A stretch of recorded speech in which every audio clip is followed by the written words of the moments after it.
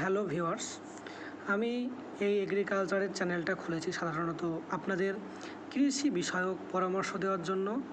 এবং যারা কৃষক ভাইরা আছেন তারা যখন তখন যে কোনো বীজ, যারা দোকানদার আছেন, বিনা লাইসেন্সপ্রাপ্ত দোকানদারও আছেন, তারা কিন্তু যে কোনো বীজ আপনাদেরকে বলে দেয় নেওয়ার জন্য।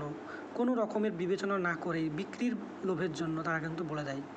কিন্তু সে বীজটা সঠিকভাবে কখন দিতে হবে, আপনাকে কোন সারটা সঠিকভাবে কখন প্রয়োগ করতে হবে, সে বিষয়টা কিন্তু তারা সঠিকভাবে জানে না।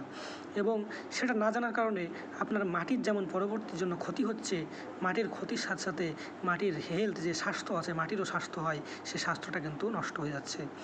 তো এই জিনিসটাকে বাঁচানোর জন্য আমি উদ্যোগ নিয়েছি। আমি ফেসবুকে প্রতিদিন ভিডিও ছাড়বো এবং যারা কৃষি ভাইয়েরা আছেন তারা প্রতিদিন আমার ভিডিও দেখবেন। সিম্পল আমরা যদি বাংলাতে এই জিনিসটা করতে পারি তাহলে কিন্তু ধীরে ধীরে হিন্দিতেও আমরা করতে পারবো এবং আস্তে আস্তে আমরা অন্যান্য রাজ্যের জন্য এগিয়ে যাব। তাই আপনারা আমাকে সাপোর্ট করবেন এই চ্যানেলের জন্য। এবং এই চ্যানেলটা সাধারণত চাষি ভাইদের উপকারের জন্যই হবে, কোনো রকম বেনিফিটের জন্য না, বা আমার কোনো বেনিফিটের জন্য হবে না। চাষি ভাইরা যারা আছেন তারা সকলে এখন আশা করি মোবাইল ইউজ করছেন। এবং চাষটা হচ্ছে আমাদের দেশের 1 নম্বর, ভারতের জিডিপির একটা এখন বড় অংশ, 18% জিডিপি ভারতের শেয়ার করে এই চাষবাস। যার জন্য আমরা বিদেশে চাল, ধান, গম সব কিছু আমরা কিন্তু এখান থেকে পাঠাতে পারি। যদি চাষবাস না থাকে দেশের অর্থনীতির অনেকটা অংশ কিন্তু ভেঙে যাবে।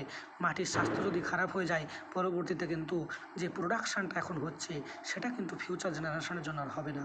এই ফিউচার জেনারেশানটাকে সঠিকভাবে আমাদেরকে চালানোর জন্য এখন থেকে আমাদেরকে মাটির স্বাস্থ্যের প্রতি ধ্যান দিতে হবে। মাটিরও স্বাস্থ্য হয় এটা আমাদেরকে বিবেচনা করা দরকার। সেখানে অনেক রকমের অণুজীব আছে যেগুলো মারা যায়।